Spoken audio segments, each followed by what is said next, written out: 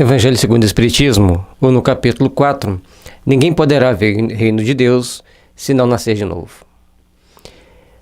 Allan Kardec era um pseudônimo do professor Hipólito Leon Denis Arrivaio. Nós estamos fazendo um estudo da 129ª edição do Evangelho, editado pela FEB. Falar do Evangelho é sempre trazer luz para a nossa alma e para você que ouve. É iluminar-se com conhecimentos que vão fazer com que você se torne uma pessoa melhor, um espírito melhor e alguém mais preparado para chegar no mundo espiritual. Colocar em prática os ensinamentos do Evangelho é sublimar-se e fazer sublimar a tua alma no caminho para Deus. Portanto, todos nós, nesse momento que estamos atravessando na Terra, precisamos muito de entender essa codificação espírita que nos dá base para melhor compreendermos Jesus e melhor entendermos todas as suas máximas éticas e morais. O Evangelho segundo o Espiritismo, o Livro dos Espíritos, o Céu e o Inferno, o que é o Espiritismo, o Livro dos Médiuns, a Gênese. São os livros que constituem-se nas obras básicas da doutrina espírita, e é onde a gente vai ter a fonte de informações necessárias para compreendermos o porquê que nós estamos aqui na Terra, por que uns sofrem, por que uns passam por determinadas provações, por que outros passam por outras provações, e por que todos nós estamos aqui para vivenciar determinados princípios estabelecidos pela justiça divina. Porque, lógico, se um nasce na opulência e outro na miséria, tem uma lei anterior que o regula. Quem é melhor do que quem não é o caso. A questão é quem vai aproveitar melhor a oportunidade de estar aqui reencarnado. Isso vai fazer maior diferença. E aquilo que você faz pelo seu próximo vai fazer uma diferença maior ainda. E o que você faz por si mesmo vai fazer uma grande e maravilhosa diferença, sabendo que essa grande diferença que vai ser feita é quando nós nos propusermos a melhor servirmos a causa do bem, trabalhando numa atividade que vise o coletivo. Sempre que você se preocupa com o coletivo, você está angariando luz, bênção e paz para a tua própria alma. Ninguém poderá ver o reino de Deus se não nascer de novo. Ressurreição e reencarnação. A reencarnação fortalece os laços de família, ao passo que a unicidade da existência os rompe. Instruções dos Espíritos, limite da encarnação, necessidade da encarnação. São tópicos que serão vistos ao longo do estudo do capítulo 4. São longos, são 26 itens para a gente ler e comentar. Então, vamos tentar passar aqui o máximo possível de informação dentro de tudo que a gente já estudou, dentro de tudo que a gente já entendeu da doutrina espírita. Certamente que não vai ser completo, porque também somos imperfeitos e precisamos de aprender muito mais.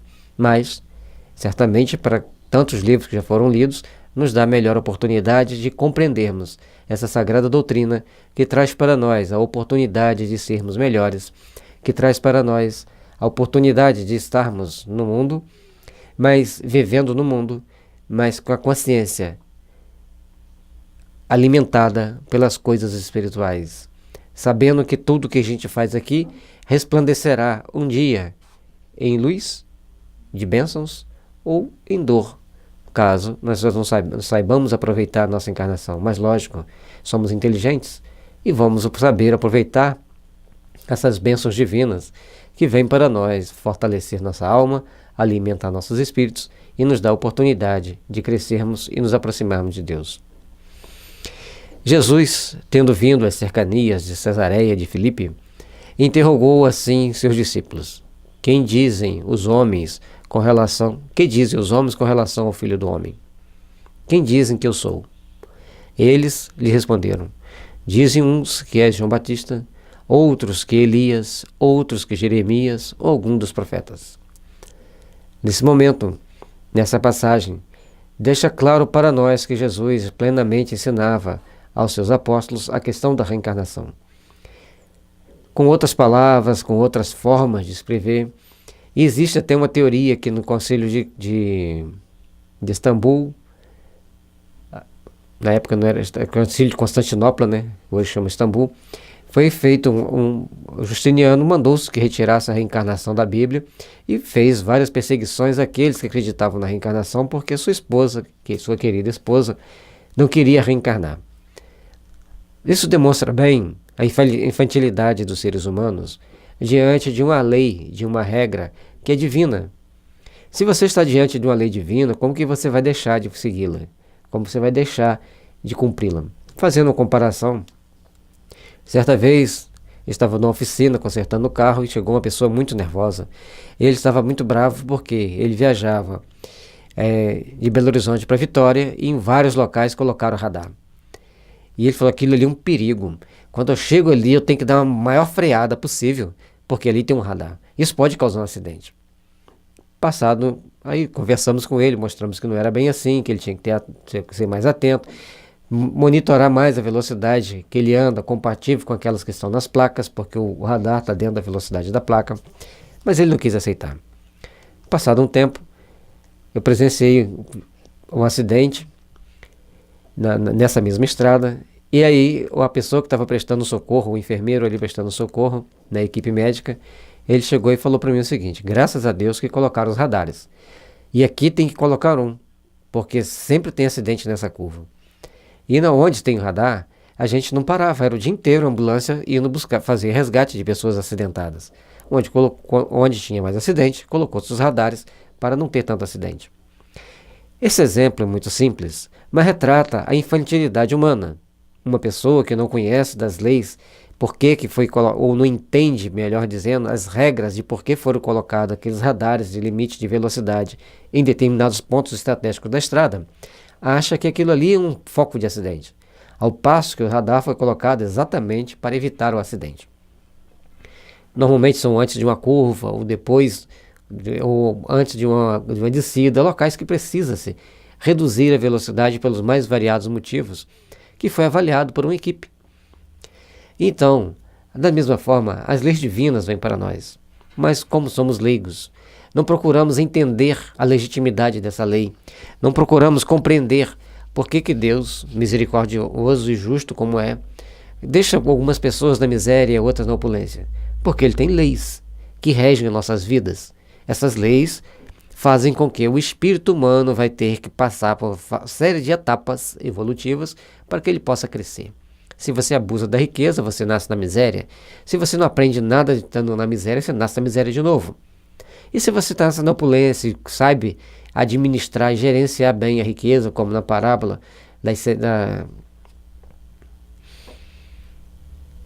das moedas que foram distribuídas, a pessoa que soube administrar as moedas para dobrá-las, recebe em dobro. Aqueles que não souberam administrar, ficam sem nada.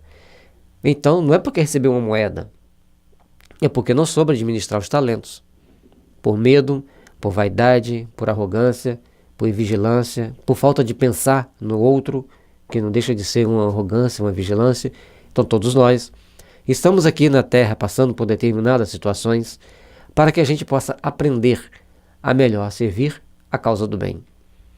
Por isso, quando Jesus pergunta: que dizem os homens com relação ao Filho do Homem? Quem dizem que eu sou? Todas as pessoas sabiam que ele poderia ser um dos profetas reencarnado. Lógico.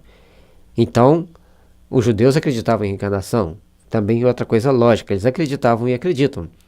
A menos aqueles que não estudam a doutrina, o Velho Testamento, como eles gostam de estudar. Aqueles que estudam, entendem, sabem que existe a reencarnação. Só falta entender um detalhe.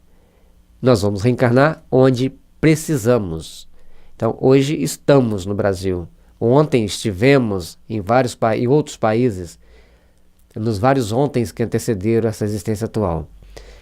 Portanto, precisamos estar atentos a esses detalhes. A Bíblia fala sobre reencarnação em várias etapas, em várias partes. Tem até um livro que chama Reencarnação segundo a Bíblia e a Ciência. Vai lá, olhe, estude. Tem vários outros estudiosos que provaram as evidências da reencarnação, que é importante também a gente pegar, ler, compreender. Perguntou-lhe Jesus: e vós, quem dizeis que eu sou? Simão Pedro, tomando a palavra, respondeu: tu és o Cristo, o Filho de Deus vivo. Replicou-lhe Jesus: Bem-aventurados és, Simão, filho de Jonas, porque não foram a carne nem o sangue que isso te revelaram, mas meu Pai que está nos céus. São Mateus capítulo 16, versículo 13 a 17, Marcos capítulo 8, versículo 27 a 30. Ficou mais do que evidente. E quando ele diz que ele é filho de Deus, a gente tem que começar a pensar. Jesus, um ser extraordinário, de extrema inteligência e sabedoria, veio à Terra trazer para nós um conjunto de informações que transcendem a lógica material do mundo, mas que torna-se a base do princípio espiritual para o seu processo evolutivo, para o seu processo de crescimento espiritual. Portanto, ao longo da sua caminhada aqui na Terra, você deve estudar o Evangelho e ver onde eu estou praticando, onde eu não estou praticando e o que eu preciso fazer para melhorar mais a minha caminhada, me aperfeiçoar mais perante o Evangelho. O Evangelho é a luz para nossas almas, é o alimento da alma. Portanto, é importante que a gente o estude, que o assimile, que saibamos perceber se nós estamos ou não praticando esse ensinamento divino e como estamos praticando esse ensinamento divino.